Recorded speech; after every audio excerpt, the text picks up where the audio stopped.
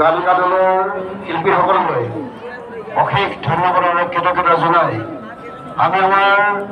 পবিত্ৰ খুঁটাউত্তৰণ কাৰ্যসূচীলৈ আগবাঢ়িবলৈ গৈছোঁ।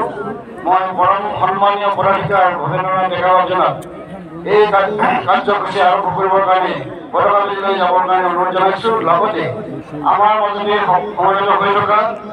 এই ৯৪ সংখ্যক বাৰ্ষিক অধিৱেশনৰ আদৰণি সমিতিৰ সন্মানীয় কাৰ্যকৰী সভাপতি অজন্ত নাৰায়ণ বাইদেউৰ লগতে আদৰণি সমিতিৰ সভাপতি আৰু সম্পাদককো আমাৰ লগত সহযোগ কৰিবৰ কাৰণে বিনম্ৰভাৱে সেৱা নিবেদন কৰিছোঁ। জয় গুৰু ভগৱান কৃষ্ণ।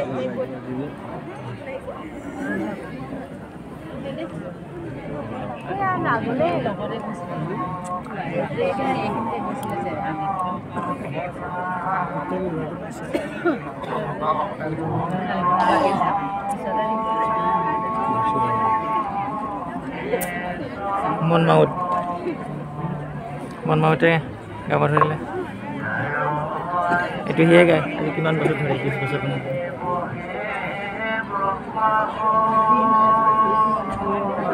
মধুকণ্ঠ বঁটা পাইছে।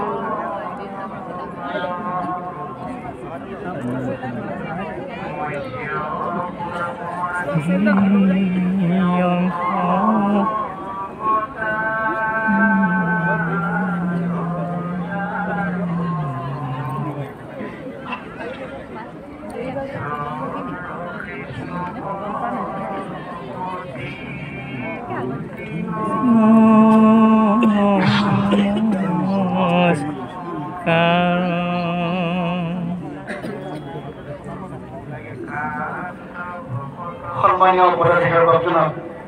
এই পতাকাউত্তৰণৰ কাৰ্যসূচীৰ শুভাৰম্ভ কৰিবৰ কাৰণে সেৱা নিবেদন কৰিলোঁ।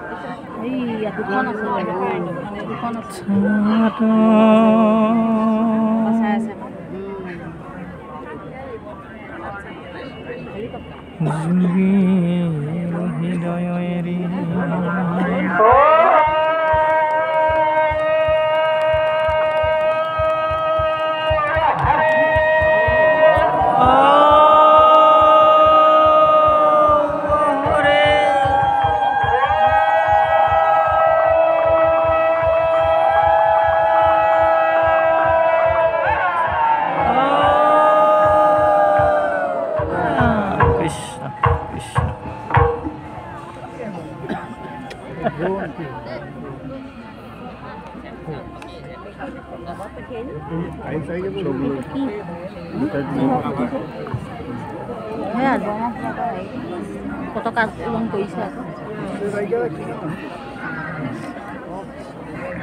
এই ওপৰত দুখন পিজ্জা দেখিছ ওপৰত এই দুখন পিজ্জা দেখিছ দেখা নাই এতিয়া তুলিছে দুখনে বা আছে কি দুখন আছে মই উঠা লগে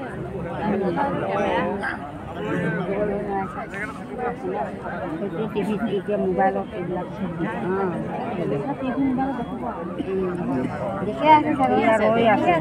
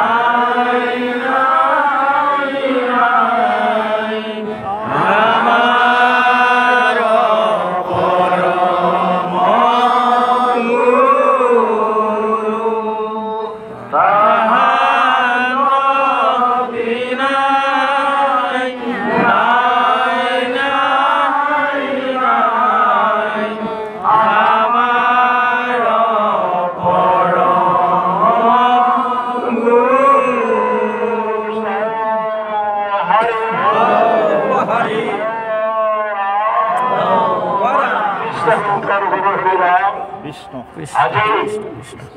ৰোস্তম পণ্ডিত, মহাৰাম চুটিয়া, সমন্বয় ক্ষেত্ৰ, মহাবন্ধা এৰণ্ডলি পথাৰ, ঐতিহ্যপূৰ্ণ জোড়াখাৰ এই মহাপুণ্য ক্ষেত্ৰত, এই মহাপুণ্যক্ষৰত, এই মহা বৈকুণ্ঠপুৰী স্বৰূপ, দ্বিতীয় বৈকুণ্ঠ স্বৰূপ, এই পবিত্ৰ ক্ষেত্ৰত সমবেত হোৱা আমাৰ ভগৱন্তৰ চৈতন্য মূৰ্তি স্বৰূপ লক্ষ লক্ষ ভগৱান বান্ধৱ আইমাতৃ যুৱক যুৱতী, আমাৰ বন্ধু বনিতা বাপ বন্ধৱ আইমাতৃসকল, মহোদয় ৰাইজ, অসমৰ গোটেই জাতি জনগোষ্ঠীৰ সমন্বয় ক্ষেত্ৰত বৰ্তমান এই এৰালতলী পথাৰ, মহাবন্ধাৰ এৰালতলী পথাৰ আজি দ্বিতীয় বৈকুণ্ঠপুৰ পৰিণত হৈছে, আজি এই থিয়ৰি আছে যে ধৰ্মধ্বজা চূড়ান্ত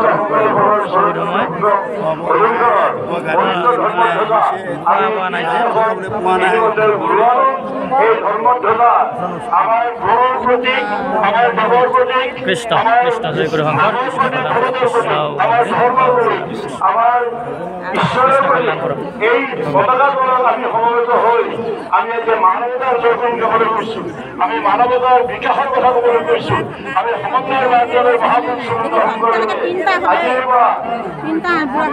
500 প্ৰায় 550 বছৰতকৈ আগতে আমাৰ এই খালী পেটত আছে যে সেইকাৰণে অলপ দূৰতে বৰদৰ আবিৰ্ভাৱ হৈ হ'ব, এতিয়া আছে নহয় ডাক্তৰ। বৰদৰ মাজে ভৰি থৈ পেলাই আমাৰ গোটেই জগতবাসী উদ্দেশ্য কৰি যুৱসমিতি তেওঁ আহ্বান জনাইছিলে, মানৱ জাতীয় ধৰাইটোৰ উপদেশ এৰা বজাৰ জীৱা বজাৰ জড়ভেদ পৰিৱেশ, গতিকে আমাৰ মানৱ জীৱন দুষ্প্ৰাপ্য সলন কৰোঁ, এই দুষ্প্ৰাপ্য মানৱ জীৱন আমি পাই আমাৰ জীৱন কেনেকৈ সোৱা কৰিব লাগে, আমি মানৱতাৰ বাহিৰে কেনেকৈ আমাৰ জীৱন বিবাহিত কৰি তুলিব লাগে, গোটেই মানৱ জাতিৰ কেনেকৈ কল্যাণৰ বাট সমাজৰ বাটলৈ, শান্তিৰ বাটলৈ, প্ৰগতিৰ বাটলৈ, সহযোগিতাৰ বাটলৈ, বিশ্বাসৰ বাটলৈ, আস্থাৰ বাটলৈ আমি কেনেকৈ সমগ্ৰ মানৱ জাতি বৈচিৰ কৰিব লাগে, আমি সকলো এই আত্মাস্বৰূপে ভগৱন্তৰ চৈতন্য মূৰ্তিস্বৰূপে কেনেকৈ আগলৈ যাব লাগে, এই জাতি বৰ্ণ ধৰ্ম সম্প্ৰদায় সকলোকে এই আহ্বান জনাই মহাপুৰুষ বিজয় এখন বৰ অসমৰ ইয়াত ভেটি নিৰ্মাণ কৰিছিলে। আজিৰ পৰা প্ৰায় 4 বছৰ 500 বছৰতকৈ অধিক বছৰ পূৰ্বে এনেকুৱা এজন যুৱতাৰী, এনেকুৱা এখন গোটেই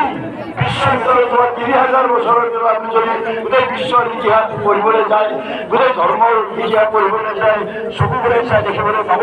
যে মহাপুৰুষ গুৰুজনাৰ নিচিনা সৰ্বগুণী এগৰাকী মহাপুৰুষ, বিশ্বৰ গ'ল ধৰ্মগুৰু, বিশ্বৰ গ'ল আজিলৈ কোনো জন্মই নাই, যোৱা 3 সহস্ৰাব্দৰ ভিতৰত ইমান এনেকুৱা এজন মহাপুৰুষ আপোনালোকে নাপাব।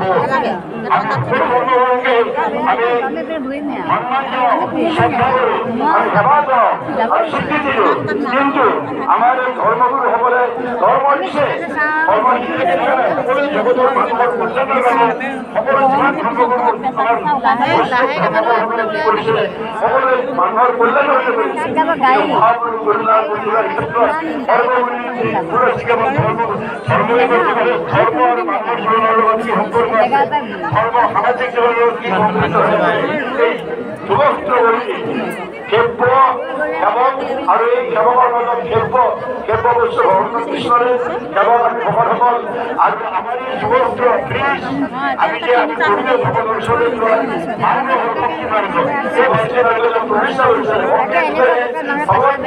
প্ৰাপ্তি হ'ব মানে জীৱনৰ ঈশ্বৰ প্ৰাপ্তি হ'ব মানে কেৱল ঐতিহাসিকতা বা নানা ধৰণৰ আচাৰ অনুষ্ঠানবিলাকে যিবিলাক অসাৰ্থক আচাৰ অনুষ্ঠান হ'ব ধৰ্ম হ'ব নোৱাৰে। ধৰ্ম মানে ঈশ্বৰ উপাসনা, ধৰ্ম মানে ভক্তি, ধৰ্ম মানে ঈশ্বৰ, ধৰ্ম মানে আমাক শিকায়, ধৰ্মই আমাক সত্যৰ পূজা কৰিবলৈ শিকায়, ধৰ্মই আমাক প্ৰেমৰ পূজা কৰিবলৈ শিকায়, ধৰ্মই আমাক শান্তিৰ বাৰ্তা বুজাবলৈ শিকায়, ধৰ্মই সমন্বয়ৰ বাৰ্তা দিয়ে, ধৰ্মৰ অহিংসাৰ বাৰ্তা দিয়ে। যদি হিংসা য'ত থাকে তাত ধৰ্ম কেনেকৈ থাকিব, পোহৰ য'ত থাকে তাত এন্ধাৰ থাকিব নোৱাৰে, পোহৰ আৰু এন্ধাৰৰ সহৱস্থান হ'ব নোৱাৰে, পাপ আৰু পুণ্যৰ সহৱস্থান হ'ব নোৱাৰে,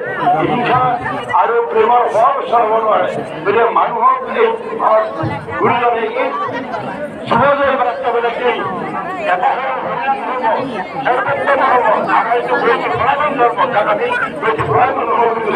এই সনাতন ধৰ্মৰ মূল তত্ত্ব হলে এইখন সৎ বিগ্ৰহ আমাৰ মূল বেদৰ যিবিলাক তত্ত্ব এই তত্ত্ববিলাক আহি মহাপুৰুষসকলে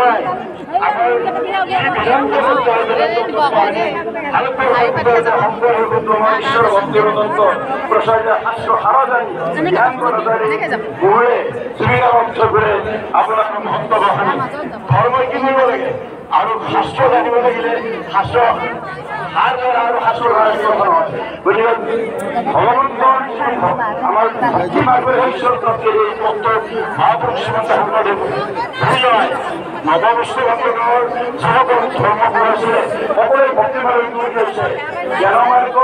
আৰু কৰ্ম মাৰ্গ নাকচ কৰিছে আৰু সেইটো ভাৱৰ আমাৰ পৰম পুৰুষ ভগৱন্তৰ কৃষ্ণদেৱে কৈছে এই কৃষ্ণদেৱ আমি চিনি ল'ব লাগিব জানিয়া ভুজো ভাই ভগৱন্ত বাবে এইবোৰ মাধৱক মুখ্যমন্ত্ৰী কৰে আমি জানি পেলাই মানুহে জানি পেলাই কাম কৰিব লাগে আমি জীৱনত সকলো কাম জানি পেলাই কৰোঁ কিন্তু আমাৰ কথা কৈছোঁ হিন্দু ধৰ্মৰ মানুহবিলাকে আমি জানি পেলাই পূজা কৰিছোঁ নে জানি পেলাই কি কৰিছোঁ সেই কথাটো মই তেওঁলোকৰ নিজকে আত্মসুধি চাবলৈ আমি কওঁ যে আমি সকলো কাম জানি কৰিম কিন্তু ধৰ্ম বস্তুটো নাজানিলে কৰিব নালাগে জানিয়ে বুজিব পায় জানিব লাগিলে ঈশ্বৰ তত্ত্বৰ ঈশ্বৰ চিনিব লাগিব ঈশ্বৰ পৰম্পৰা অনন্তপতি ব্ৰহ্মাণ্ডৰ অধিকাৰী সৃষ্টি স্থিতি প্ৰণয়গৰাকী আমাৰ এই পৰম্পৰাসমূহ যিটো সাধাৰণ সবিশেষ ভগৱন্তৰ কৃষ্ণদেৱ বুলি কৃষ্ণদেৱ গ'লে আমাৰ সমস্ত বেদান্ত সাৰ শাস্ত্ৰ চিৰকুনি ভাগৱত শাস্ত্ৰ ইয়াত প্ৰচুৰ নগৰ কৰিছে আৰু আমাৰ যেতিয়া এলোপেছে সমস্ত চাৰিবেদ চৈত্য সপ্তাহ মহাভাৰত ভিতৰে ধৰক গোটেইবিলাক শাস্ত্ৰ ৰচনা কৰা পিছত এই কথাটো আপোনালোক সকলো ভগৱানসকলে জানে আৰু ভাৰতৰ পৰে কেনেকৈ সৰ্বোত্তম শাস্ত্ৰ মহাভাৰত শাস্ত্ৰ কৰিছিলে মহাভাৰতৰ মূল তত্ত্ব কি যে প্ৰগতি কহিলা তুমি আনেকে নবলে প্ৰকাশ কৰি কৃষ্ণ গীত নব সিজনা তোৰ লিখে তোমাতো লিখে পৰমাত নাই নাই কৃষ্ণ চিত্ত নব এই মোৰো উপদেশে কৰা ভাগৱত শাস্ত্ৰ প্ৰচাৰক গোবিন্দৰ গুণ নাম ভগৱন্তৰ গুণনাম আমি সমান্তৰাল কৰিবলৈ পাৰে এই কথা সত্যমী ভগৱতী নৱবিলাকৰ শ্ৰৱণ কীৰ্তনাটোৰ মহাশ্ৰেষ্ঠতৰ অৰ্চন বন্দন ধ্যান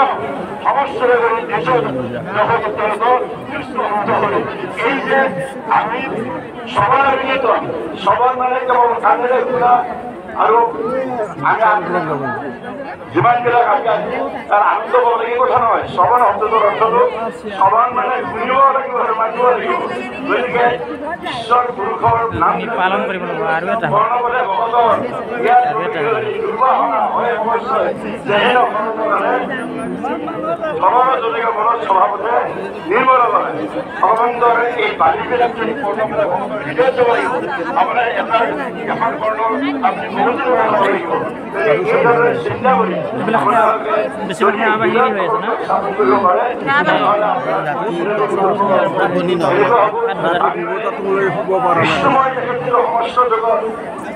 হ'ব পৰা নাই জীৱন মুক্ত হৈ জীৱন মুক্তিৰ কথা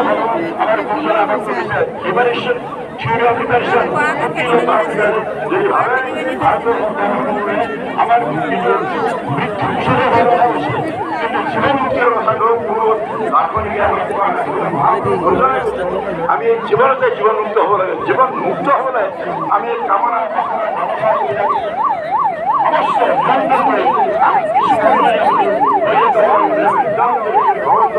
ঈশ্বৰ চৈতন্য